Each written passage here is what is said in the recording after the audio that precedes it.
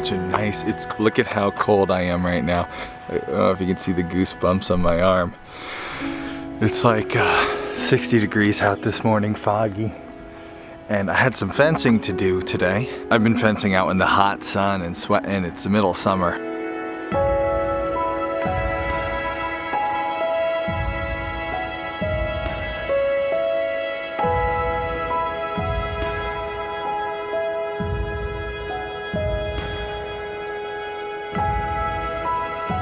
And I thought, you know what? Let's work smarter, not harder. I'm gonna come out here when it's cool and do my fencing and enjoy this beautiful foggy morning.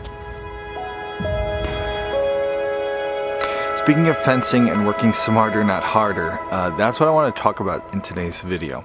One of our fans of the show brought up a really good kind of counterpoint to spending any time at all in the pasture. I want to talk about why we do it and you know, just present a few different options. So my goats have been on this spot for 3 days. Goats are not grazers, they're browsers, so I don't want to see them grazing this pasture down to, you know, like a mowed pasture. I want to see them just nipping off the high weeds that the cows don't like, and then I have to move them forward. And once I move them forward, I'd like to move the cows in here to do a lot of the grazing, and then I want to move them forward. Moving animals on pasture, if you're doing it the right way, you have to move them a lot. And that can be a serious chore, a serious time cost.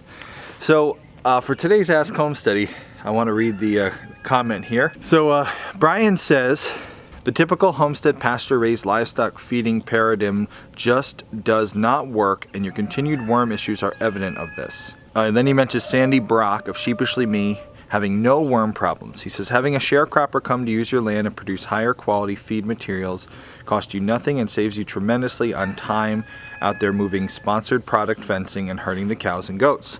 This would provide more time raising hogs. Then he says, saving times with the cows and goats would free up more time with your hunting dog training work. Pastures are a scheme various other YouTubers use to fill up moving electric fences with animals and make money from the videos and affiliate payments when viewers buy the fencing.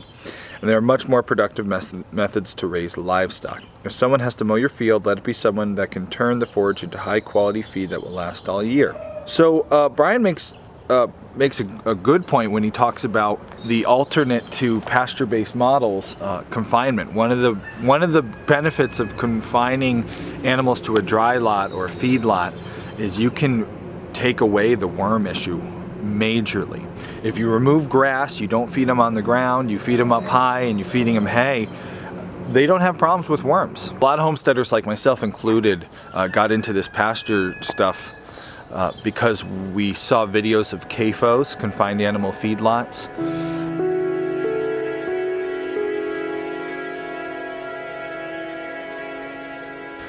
Sure, there are some CAFOs out there that are gross looking and just, you know, manure pools. You can watch videos of them, they do exist, but that doesn't mean all confined animal feeding operations are disgusting. Nor does it mean that their confined animal feeding operations are bad. They're just a different style of animal husbandry, and you can have happy animals in confined feeding areas and you can have happy animals out on pasture. I'm trying to improve our pasture movement. I'm trying to move them more, but Brian raises a great question. Why not just feed them in confinement, have a hay cropper come out, do the hay, and feed them on a dry lot instead of feeding them out on pasture? So that's what I want to talk about. Why are we doing movable fencing? Is it because we're sponsored and we're making a killing off of affiliate sales, or is it because of something else? So why am I spending time every couple days moving this this fencing and moving these animals? Let's get into that today. But first I got to get some fencing so I can get some work done. This is the biggest roll of electric movable netting that I own. And no, it was not a sponsored product. Bought it myself. I bought this Ken Cove electric netting. I bought my electric fence charging unit. I paid for it just like most of everyone has to do. I just thought it was something I'd like to try. And the reason why is because I had been hard fencing a lot of areas on my farm, and I found it took up a ton of time doing the hard fence, a ton of money to do the hard fencing I was doing, and this seemed like another option that would free up more resources. Now, to be perfectly honest about how we're doing things, and I think we're always pretty transparent here at Homesteady, about 2 years ago, we did get sponsored.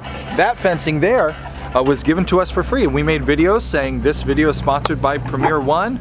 With the help of our partners, Premier One, we're gonna unbox all our materials. We'll plug everything in, and hopefully I don't get shocked. And we showed you how to use the Premier One fencing. I liked getting free product. We have not got any since. We've never been sponsored by Premier One since. It was about 2 or 3 years ago that happened. To this day, since then, there's been no more sponsorship. So I am under no contract or no obligation to show any of this to you. The reason I'm showing you this product right now is because it's what I'm actually trying to use.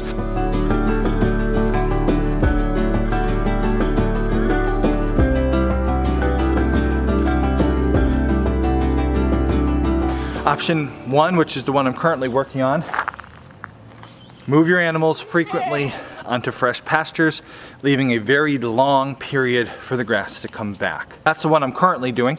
Option B, the one that Brian talks about that some homesteaders do, that's lots of larger farmers do, confined animal feed lot, feeding in a dry lot.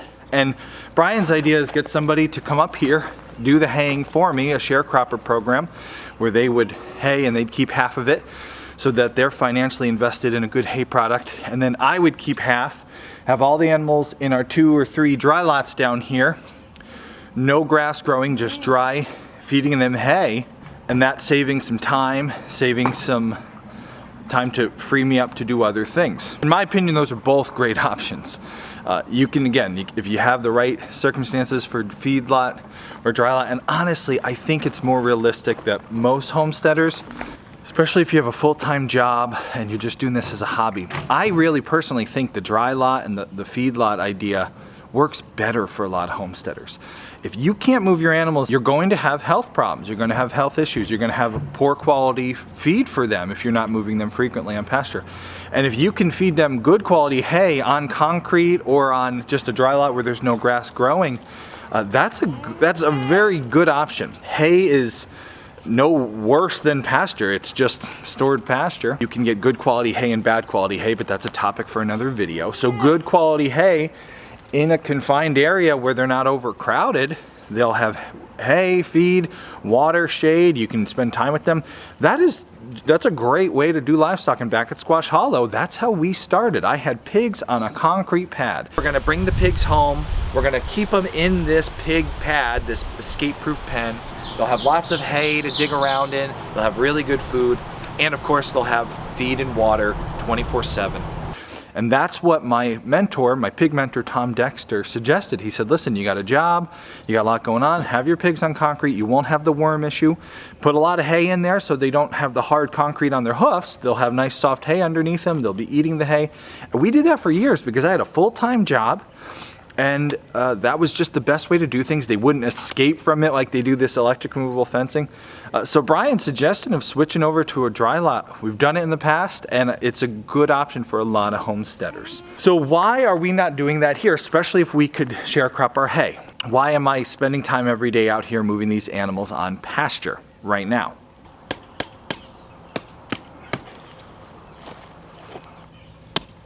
The reason why is because I'm making a ton off of affiliate links. In my top 50 list of affiliate sale products, there's not one electric fencing item. And just to give you a frame of reference, at the bottom of that top 50 list, I'm selling items in the numbers of 5s. So if I'm selling any affiliate link electric fencing, it's 5, 4, 3 items. It's not much. And again, like I said, we haven't been sponsored for multiple years. We have not been sponsored by any of these companies. So it's not because I'm making a ton of money off of selling fencing. The reason that I'm doing this right now, and a bigger push than we were, is actually because I was tired of cleaning the barn every day. Right now, Kay is at a commission mostly in the barn. I'm doing most of the work in the barn because the baby. And I'm doing that with my 2 oldest. And every day we were out here cleaning the barn. Enough time in the barn every day or every couple days cleaning it that I figured, you know, I could do this fencing in the same amount of time. They'll be spreading their manure for me onto the field, and it's about even with time. And the biggest reason why is because what Brian talked about, I do not have a sharecropper hay situation set up right now. I don't have a farmer who's willing to come here and do hay for me and split it. So far I've been told, not big enough, not worth my time. There's huge farms and huge pieces of property out where we live in this area of Pennsylvania. So far everyone I've talked to is like, nah, we good. I'm not opposed to it by any means. Haying does create some other issues to resolve. For example, if we're moving our animals, they're putting 90% of what they eat back into the ground. Hay does not do that. Hay takes those nutrients, so then we would have to be supplementing the fields, putting nutrients back into the field, amending the soil. Not opposed to sharecrop in this field at all. I've said that already in past videos. Just gotta, you know, find the right person, the right fit to work that up with, and find someone who's willing to come and do our field. So still looking for that option. But the other reason I'm spending time doing this,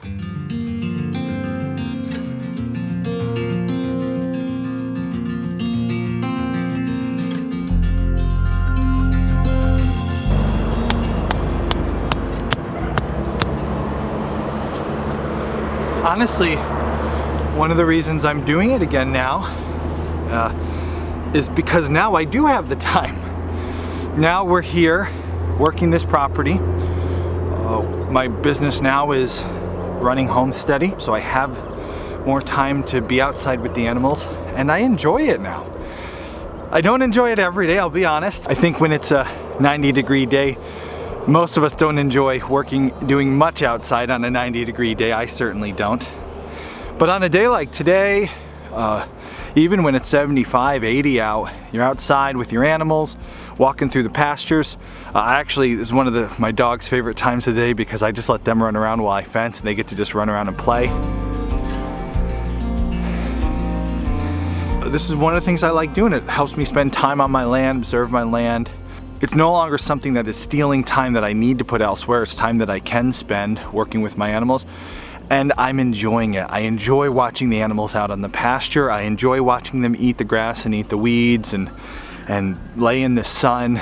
I enjoy it way more than the time I spend cleaning a barn stall. It's smelly and just, you know, heavy lifting, and it's just not what I enjoy. I'd rather be walking around, and I'm getting good exercise. Maybe some of you noticed when that baby was first born, I put on a few pounds. I always do when the new kids show up, because you're sitting down a lot more and you're tired, and I'm eating bad when I'm tired. I lose my self-control even worse than normal.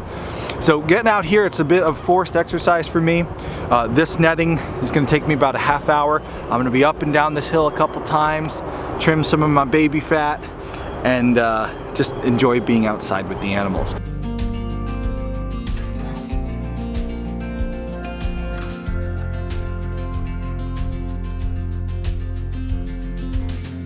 Profit-wise, what would be more profitable? That just very dependent on you personally and how you run your business. Brian suggests that a dry lot program can be much more profitable. It certainly could be, and that's why a lot of bigger farmers do confined feeding, because it's an easier way for them to make profit than moving around. But then there's other farmers who are moving. They're just making money off of moving animals. So I think you can make an argument for either being profitable if it's working for your farm business. For me, it's not really an issue of profit. For me, it's an issue of what would I rather spend my time doing, and me personally, I have the time to spend doing this fencing now. I don't have to do the confined feeding, and I don't like cleaning up old manure-filled hay and poopy stalls. So right now, I'd rather be doing this, and that's why I'm doing it. That's why I share it with you. I do have affiliate links for my fencing. I do make a small percentage if you were to click on the affiliate links, but that's not my motivation for showing it in the videos. It's what we're doing here on our homestead, and we share what we do, and we do what we want to do mostly. So that's why we're doing that. So that took less than a half hour today, and I've been talking, and it'll probably take me about that to move it. What should you do? On your homestead, should you rotationally pasture your animals, or should you do a confined feeding? When it comes to animal husbandry and kindness to animals and animals being happy, animals can be happy in confinement. If you don't overcrowd them and you give them everything they need, animals are okay with that. Proof is in the pudding. Right now, Luna and Ladybug, they're not out here in the pasture. Every night they walk down into our dry lot and sit in the dry lot. They like it there. So there's nothing wrong with it. Yes, you can overcrowd it and you can make it bad, and you've seen videos of CAFOs where they're stuck too tight and they're standing knee high in poop. Sure, that's not nice. Don't do that at your homestead if you don't like that. Don't worry about what other people are doing. Just do what you want to do at your homestead. Should you pasture your animals? Well, you can do worse pasturing your animals much easier than you can do it in a dry lot. A dry lot, you eliminate that worm problem. If you don't pasture your animals correctly, you can ruin your pastures and you can ruin your animals. But if you like being out in the pastures, if you like walking through the grass, moving the electric fencing, if you enjoy, I love watching my animals outside eating grass and weeds. It's something that brings me happiness. When I see that, I smile. Oh, look at them, they're mowing the lawn for me. I love that. Which brings me to another really good Ask Homesteady question that we're going to combine in this one. That was asked by another fan of Homesteadies. Let me bring it up here. Superfan Lisa Van Valkenburg asks, and she's had a few Ask Homesteady episodes with her in it, I think it's a tender balance, trying to be natural and still take advantage of new advances in science. My question is always, when money and profit is a bottom line, does science trump natural methods on your farm? I thought this fit really well because of what Brian said.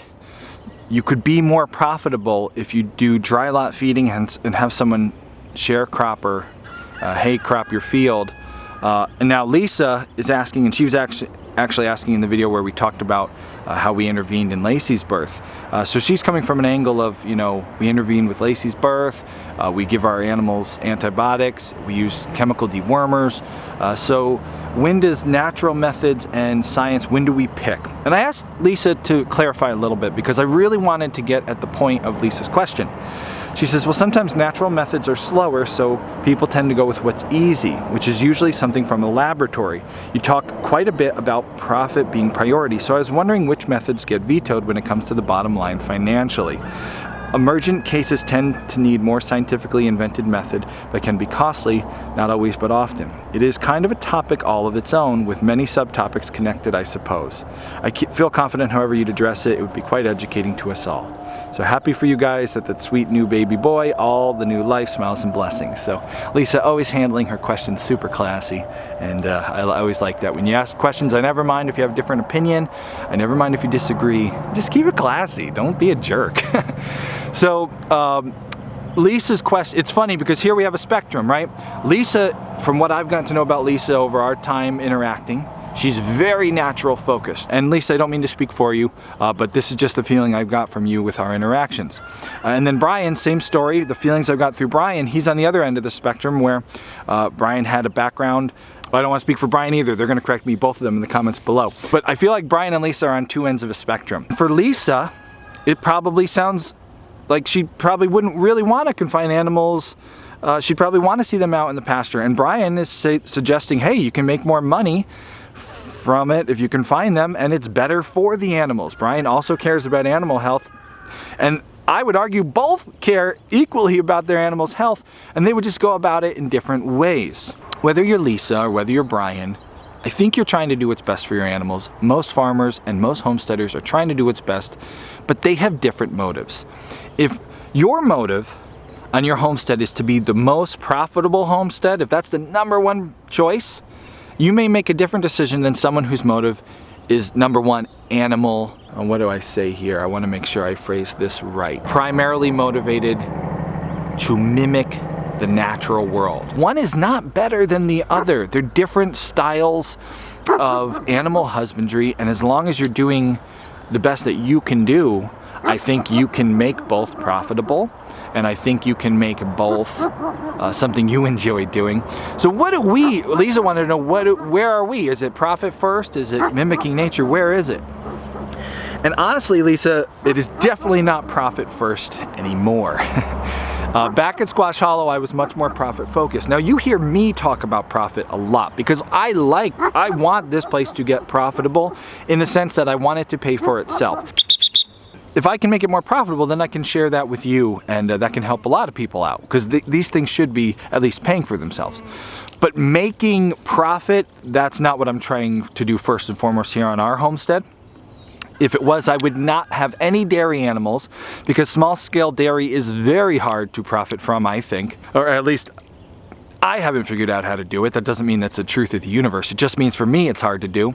And so if I was primarily focused on profit, I would absolutely be doing more of what Brian said. It's what I did at Squash Hollow. I would be confining pigs, feeding them the way I did back at Squash Hollow in confinement. That's not my profit is not my primary driver here. I want this place to pay for itself. So that's somewhere in the middle. Profit's like, hey, I want to make a living doing this. I just want this place to cover its own costs.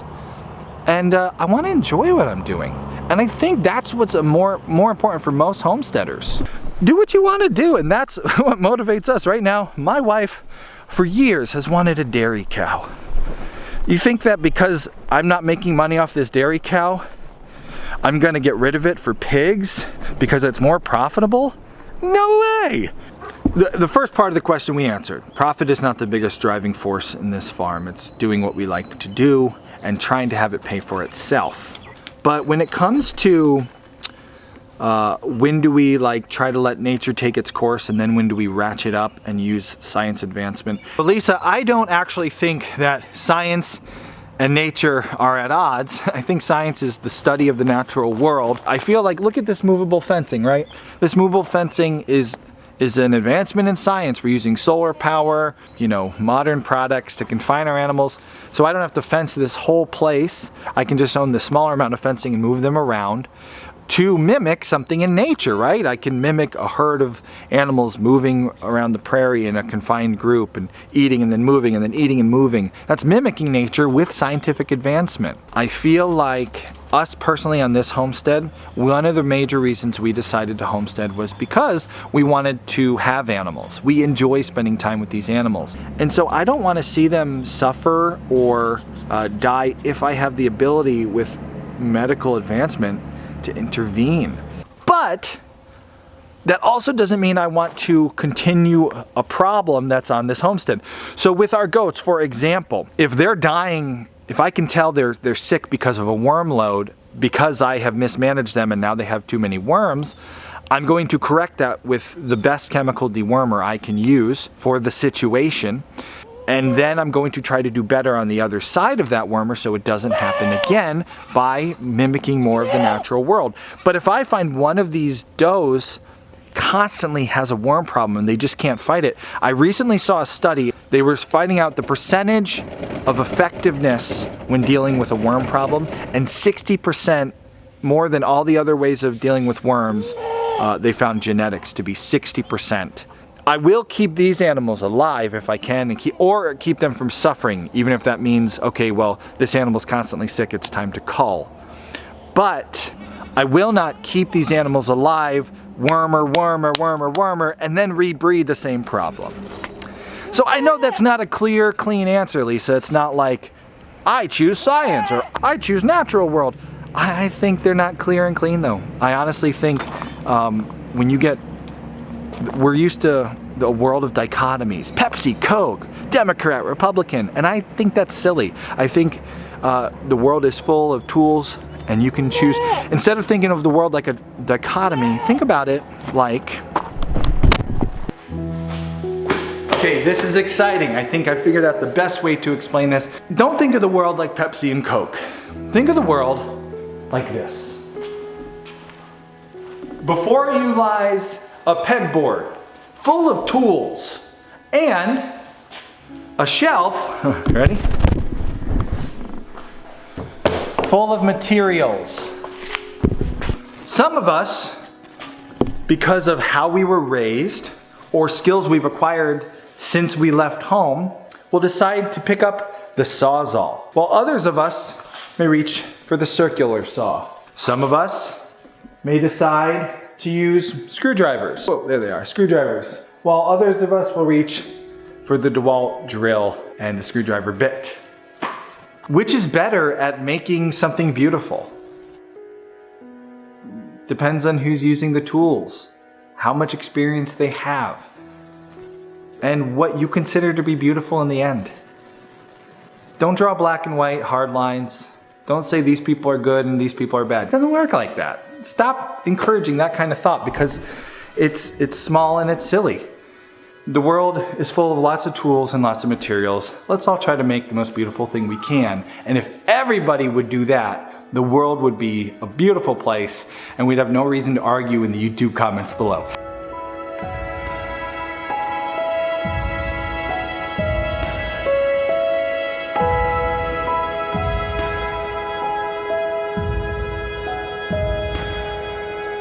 But hey, that's the fun of YouTube, right? So thanks for watching this channel. If you want to get a question answered, hashtag it, Ask Homesteady, so I can find it. And if you like that we answer your questions and address these topics like this every week, you can support our show by clicking our affiliate links. If you click on an affiliate link below or type in homesteady.com, it'll forward you on to Amazon. And I do make some money doing that. It's not my biggest earnings, and it's certainly not from electric fencing products. But we do make some profit from that, and I appreciate that because I am trying to run a profitable business. Not a profitable homestead as much as I am trying to run a profitable business so I can feed my family food. All right, that was a long one. We'll see you in the next video.